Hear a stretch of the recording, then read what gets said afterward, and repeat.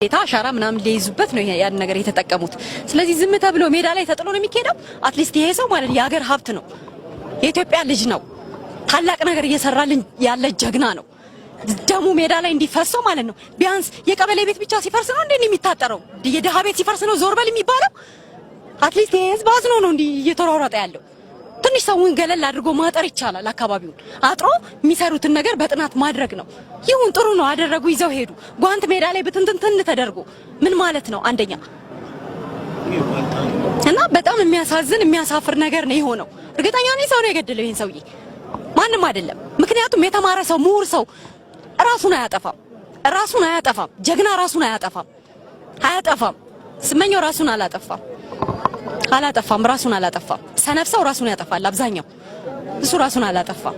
ጧት ከነበርሽም ደግሞ የነበሩ ሰዎች እዚህ ጋር ካናገሩሽ ስለነበሩ ሰዎች ነበሩና ሲናገሩ ማለት ነው ዳር ላይ ማለት ትላንትና ስልጠና ላይ ነበር ምናምን እያሉ ሲያወሩ እየሰማቸው ነው። ያው መቼም አቁመህ እንትን ብለን ኢንተርቪው አታረግም ሰውን እንደንትን እና መኪናው ከኋላ ኮፈኑ ተከፍቶ ነበር የሚሉ ሰዎች አሉ።